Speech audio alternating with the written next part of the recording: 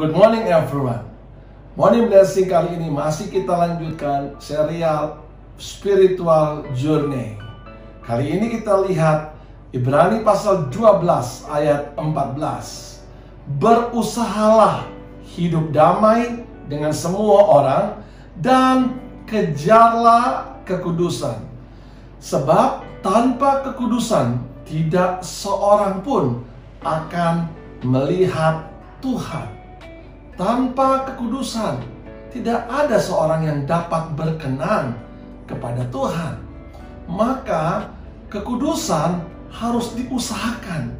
Kekudusan harus dikejar. Dalam perjalanan hidup kita sebagai orang Kristen, isilah perjalanan hidup kita dengan kekudusan. Berjalanlah dalam kekudusan. Karena kudus, menjadi kudus adalah satu-satunya cara untuk dapat melihat Tuhan, melihat kebaikan Tuhan, melihat cara Tuhan bekerja memberkati saudara dan saya. Bagaimana kita bisa tetap hidup kudus? Tidak ada satu orang yang sempurna di dunia ini, tapi berusaha untuk hidup kudus sama halnya seperti kita mengenakan manusia baru. Efesus 4 ayat 23 dan 24. Supaya kamu dibaharui di dalam roh dan pikiran. Hidup ini harus terus diperbaharui.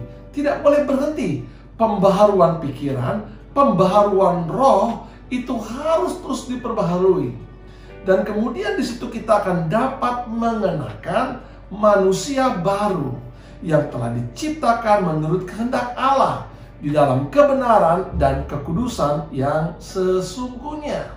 Maka saudara, ketika kita berhenti, roh kita dibaharui, berhenti, pikiran kita dibaharui, maka kita akan menanggalkan manusia baru kita dan kita akan kembali mengenakan manusia lama kita. Untuk bisa tetap mengenakan manusia baru, pikiran kita, roh kita harus terus-menerus diperbaharui. Kembali kita lihat cerita tentang Yusuf. Dia bukan hanya hidup dalam pengharapan. Dia mendapat mimpi, mendapat penglihatan. Itulah janji Tuhan. Dan dari sana dia mulai melangkah. Dan dia mulai berjalan dalam pengharapan. Namun hal yang berikut adalah, kita lihat kemarin, Yusuf tetap berbuat baik.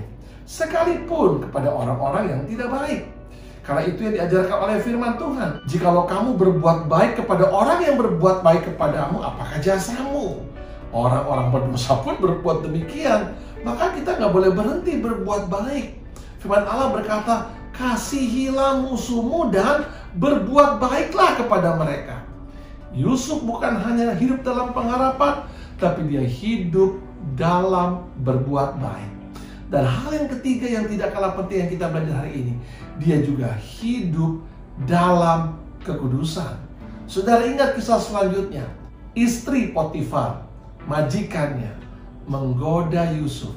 Alkitab berkata, dari hari ke hari, dia terus menggoda Yusuf. Rasanya gak kuat mungkin. Tapi apa yang membuat Yusuf bertahan? Karena Yusuf rohnya, pikirnya diperbaharui dari hari ke hari juga. Godaan boleh datang dari hari ke hari. Tapi kalau pikiran dan roh kita dibaharui dari hari ke hari, kita bisa melewati segala macam cobaan dan godaan. Dan kita bisa tetap tinggal hidup di dalam kekudusan. Lihat pernyataan Yusuf kepada istri Potifar. Semua di rumah ini telah dipercayakan Tuhan kepadaku, kecuali engkau, karena engkau adalah istrinya.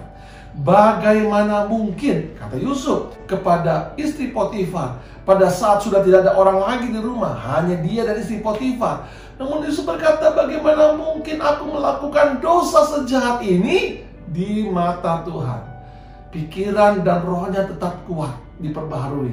Karena dia percaya menjadi kudus bukan karena penilaian orang lain, tapi menjadi kudus karena penilaian Tuhan.